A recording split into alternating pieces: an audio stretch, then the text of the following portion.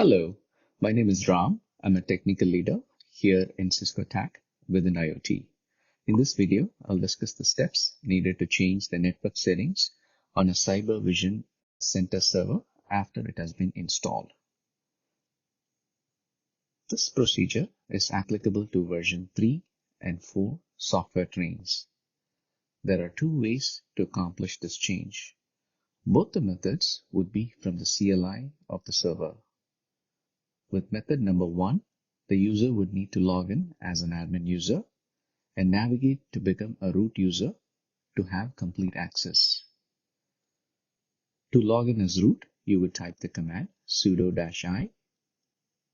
Once logged in as root, you would type the command sbs-netconf. This will invoke the network configuration wizard on the screen. It would list the available interfaces. Here we see the two interfaces on the server.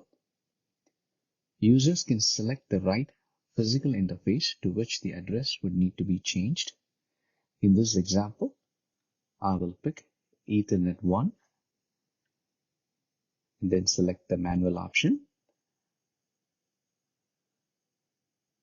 Configure the right IP address for the interface along with the subnet mask.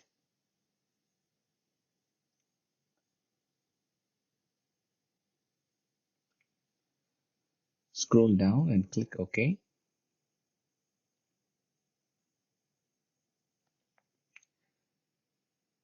Now enter the gateway IP address.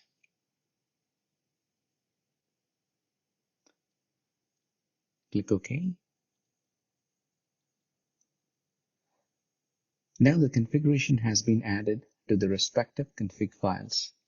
A reboot is necessary for the change to take effect. Clicking OK here brings you out of the wizard. Still need to reboot the server for the changes to take effect.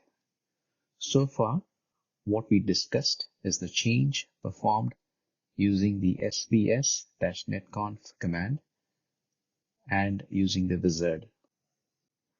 For method number 2, we would modify the values directly on the respective configuration files. This can be done by navigating under Data etc system D network directory path in the file system. Now list the configuration files like you see on the screen.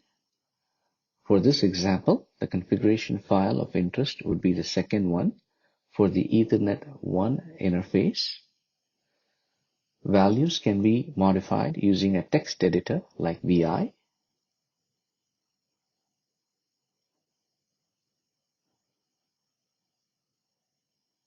Once the file is open, change the IP address to the correct value for the address field.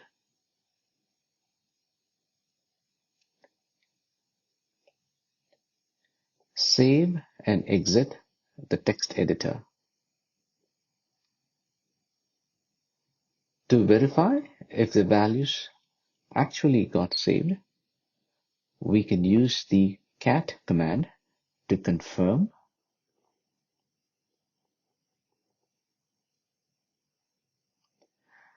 As you can see, the changes are saved to the file. This method would also need a reboot of the server for the changes to take effect. Thank you for watching.